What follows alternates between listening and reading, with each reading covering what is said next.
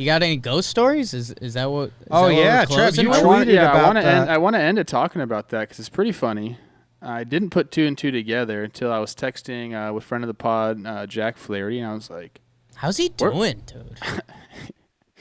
He's hanging in there, man. You saw he put his mattress up against the wall. He threw a bullpen. He's been doing jumping jacks and doing workouts in the room. It's hilarious to think about the best baseball players in the world, finely tuned professional athletes, having to resort to throwing a bullpen in a hotel room. And he's intense, man. He gets his work in. So I can only imagine it's he needs that. That's part of his routine. And got to be going stir crazy. But I was texting him, just asking him, and I was thinking, where are you guys? I didn't really even think about it. And he's like, we're in Milwaukee. And I was like, oh my goodness. They've been at the Pfister Hotel for over a week. I don't know how long. 10 days, 10 days, whatever it's been. That is a famously haunted hotel in Milwaukee. So much that Yadi Molina used to go stay at different hotels when he would come into Milwaukee. We had a coach, Jerry White, hilarious first base coach for the Twins. When we'd get back from the game, he'd go find a spot in the lobby, and he would sit there all night until the sun came up. Then he would go to his room. He was that scared of the hotel. And was he normally a pretty regular dude? Jerry White? Yeah. Yeah, every other hotel he went to his room except for the Pfister. That's a very fair argument. I don't know where you guys are at on ghosts. I have a ghost story. The thing is, this isn't the only haunted hotel in the show.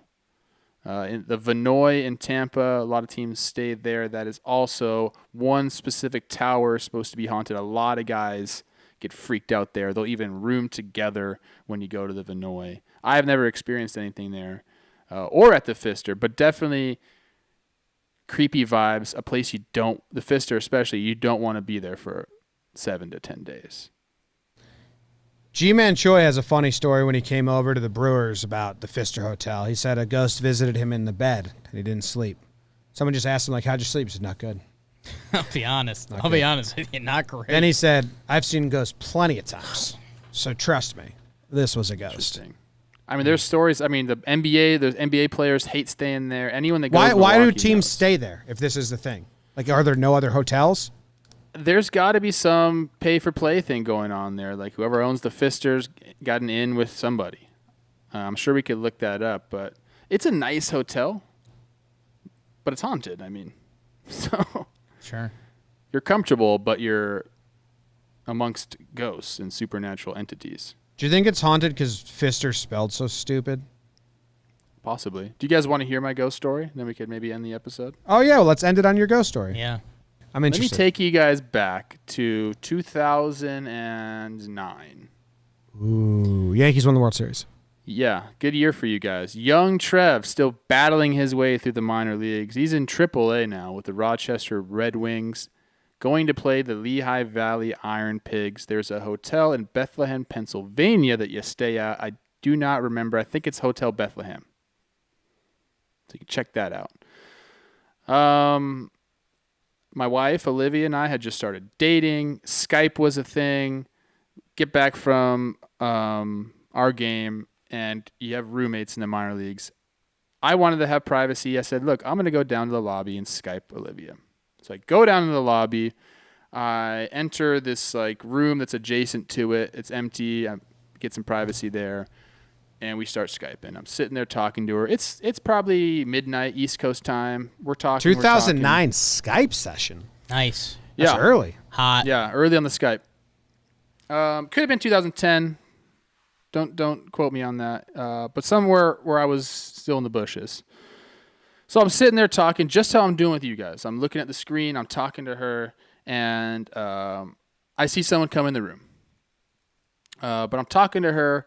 So this person's walking over here alongside me. I see that in my peripheral. As I go to look up, there are pillars in this room.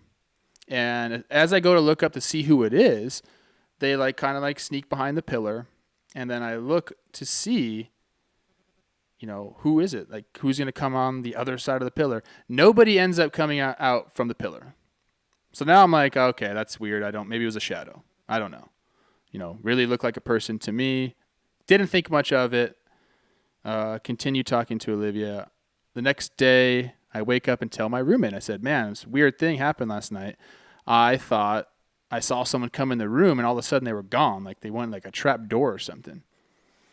We go to the website of the hotel, and literally like on the homepage of the website, unbeknownst to me, is a tab talking about the ghost of such and such, some lady that likes to dance in the ballroom late at night.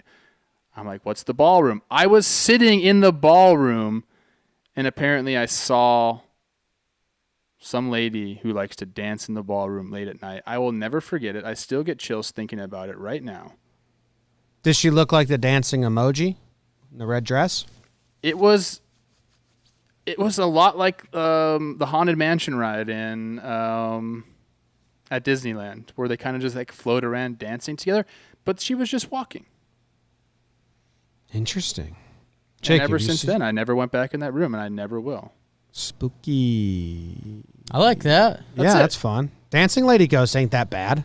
I'm going to look her name up right now, because all you have to do is Google Hotel Bethlehem, and it's going to come up. Yeah, looked like there's a few ghosts there. They advertise room 932 as their haunted hotel room.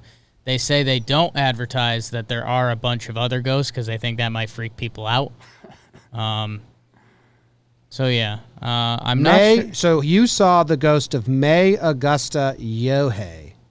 Yeah, Mary May Yohei. She was the daughter of management in the mid-1800s, I think. Yeah. Yeah, if I remember correctly. She's pretty. Well, okay.